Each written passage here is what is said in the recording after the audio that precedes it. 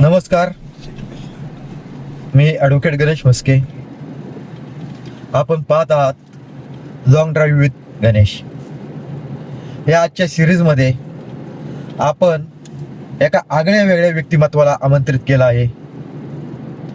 ते म्हणजे युवा उद्योजक संदीप बाप्पा काबिलकर यांना.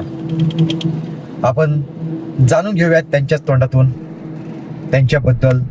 अशा खूप काही प्रेरणादायक गोष्टी आहेत. शून्यातून कसं विश्व निर्माण केलं या गोष्टी आपण पाहणार आहोत. तर मी सुरुवात करतो. मी अलीकडंच आता आम्हाला मिळालेल्या माहितीनुसार तुम्ही चिंचोली गावची ग्रामपंचायतची निवडणूक लढताय सरपंच पदासाठी. तर हे तुमच्या डोक्यात असं अचानक आलं कसं की हे काय होतं सर? आम्ही गावापासून 200-250 किलोमीटर आम्ही बाहेर राहतो आणि 10वी आणि 10वी नंतर 2 वर्ष समजा ITI केली. तोपर्यंत आम्ही गावात राहिलो. गावाबरोबरचा एक जिव्हाळा असतो आणि तो आम्ही बाहेर राहिल्याच्या नंतर तो आणखी आपुलकी वाढती. त्या गावाबद्दल इतकं प्रेम वाटतं की समजा जशी लेक त्या माहेरची असती, सासरी गेल्याच्या नंतर जसं माहेरच्यांची सगळ्यांचीच आपुलकी वाढती, तसा एक प्रकार आहे आमचा. मला वाटतं 2015चं इलेक्शन असं मग ही सगळी गावाकडनं लोक यायला लागली.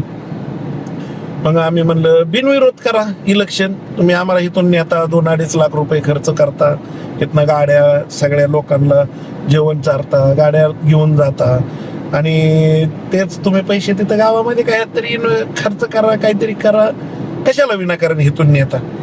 मग असं म्हणल्याच्या नंतर काही लोक म्हणले नाही नाही आपली पार्टी पूर्ण निवडून येणार आहे, आपल्याला त्याची गरज नाही. अरे पण समोरच्यांनी म्हणायचं बघा हे असेच करतात, ऐकत नाहीत, मग तुम्ही यावेळेस आम्हाला वोटिंग करा.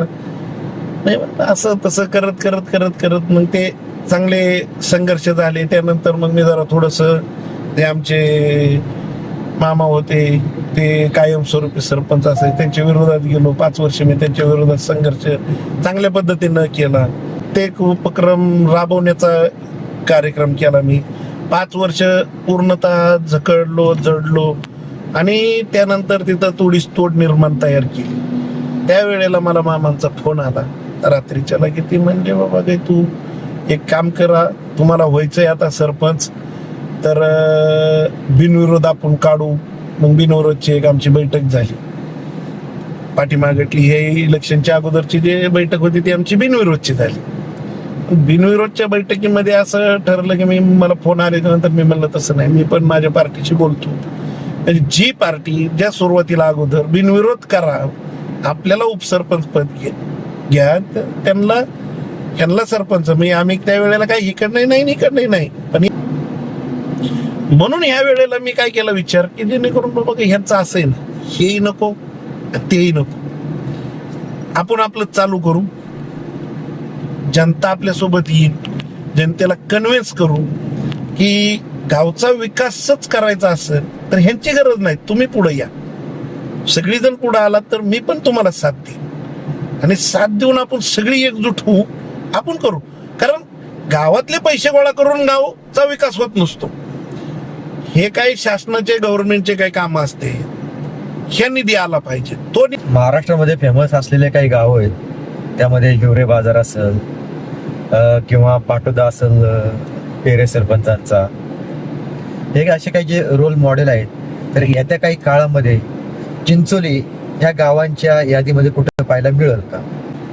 जसं हिवरे बाजार म्हणले तुम्ही, हिवरे बाजार गावामध्ये जाऊन मी भेट देऊन आलो, पाहून आलो. हिवरे बाजार हे असं गाव होतं सर, त्या कंजार म्हणजे पूर्णतः दारू बनवणं. ह्या हिवरे बाजारचा पहिला इतिहास आहे की दारू बनवणं, आणि ते दारू बनवून सगळ्यात जास्त तिथं विकले जायचे. त्या गावाला सुधरवणारे पोपटराव पवार जे होते त्यांची भेट घेतली. त्यांचं सिलेक्शन झालं क्रिकेटमध्ये. क्रिकेटचं सिलेक्शन सोडून देणारा हा व्यक्ती त्या गावचा आदर्श ठरलेली.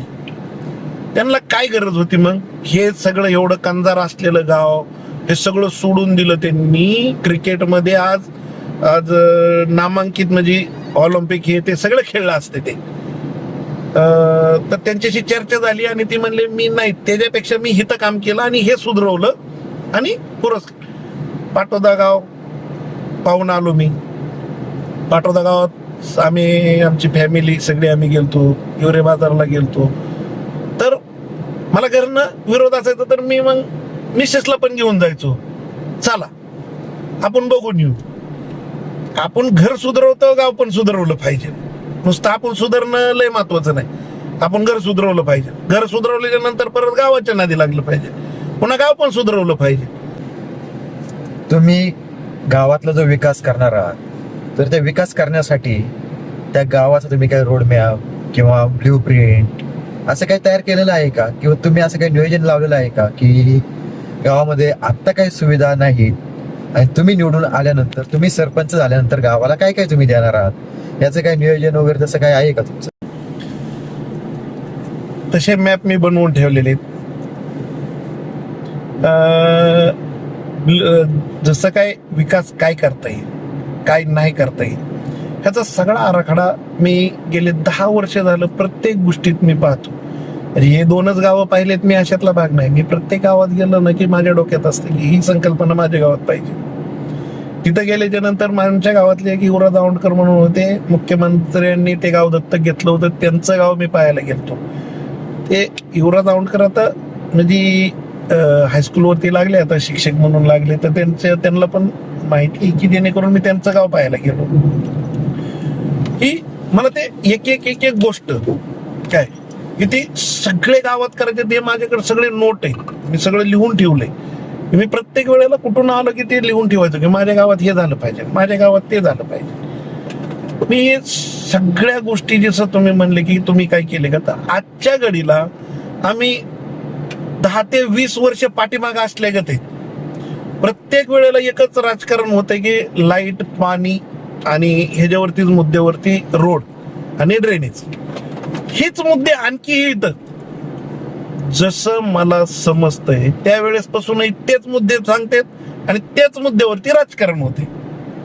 हे चुकीचं आहे. ह्याच्या पुढचे अनेक भरपूर आता कितीतरी गाव आहेत की त्यांनी भरपूर असं काय काम केलं, पण ते आमच्यात लाईट, पाणी, गटर, नाली त्याच्यावरतीच मुद्द्यावरती राजकारण आणखी पण चालू आहे. आता तुम्ही जे निवडणुकीला सामोरे जात आहे, तर निवडणुकीला सामोरे जात असताना प्रमुख मुद्दे काय आहेत तुमचे?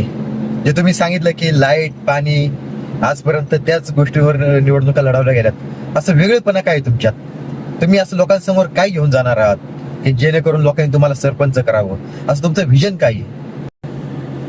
सर, जे काय मुद्दे तुम्ही जे विचारले की विजन माझं हे ते, मी एकच सांगेन तुम्हाला ह्यातनं की आज ह्या ठिकाणी माझं गाव आजच्या स्थितीला शूट करून ठेवा आणि 5 वर्षानंतर तुम्ही येऊन माझं गाव शूट करा आणि त्यावेळेला मी तुम्हाला विजन माझं सांगेन सगळं. मी आज सांगणं हे बरोबर नाही. मी नुसतं आज बोलन हे नाही, मी कृतीत काम करून दाखवून पुन्हा बोलन की मी हे केलं सगळं. म्हणजे आता आम्ही असं समजायला काही हरकत नाही की तुम्ही बोलून दाखवणारे नाही, तर करून दाखवणारे नेते आहात. म्हणजे जनतेने सुद्धा तुमच्याकडनं त्याच अपेक्षा ठेवाव्यात की संदीप बाप्पा गावासाठी काहीतरी करून दाखवल, हा विश्वास त्यांनी ठेवावा आणि तुम्हाला निवडून द्यावं. आज आपल्या लॉंग ड्राईव्ह मध्ये होते संदीप बाप्पा काबिलकर. आपण त्यांचं विजन, त्यांचं मत जाणून घेतलेलं आहे. एक सर्वसामान्य कुटुंबातील युवक आधी व्यवसायात यशस्वी होऊन नंतर गावाच्या विकासासाठी झपाटल्याला, त्याला आता वेध लागलीत निवडणुकीचे, सरपंच पदाचे. आणि सरपंच झाल्यानंतर गावासाठी काय करायचं, गावाचा चेहरा मोहरा कसा बदलून दाखवायचा आहे, एक विजन समोर असणारा असा एक प्रामाणिक कार्यकर्ता जे संदीप बाप्पा काबिलकर यांचं आपण आता मुलाखत ऐकलेली आहे. माझ्या चॅनलला लाईक करा, सबस्क्राईब करा आणि शेअर करायला विसरू नका.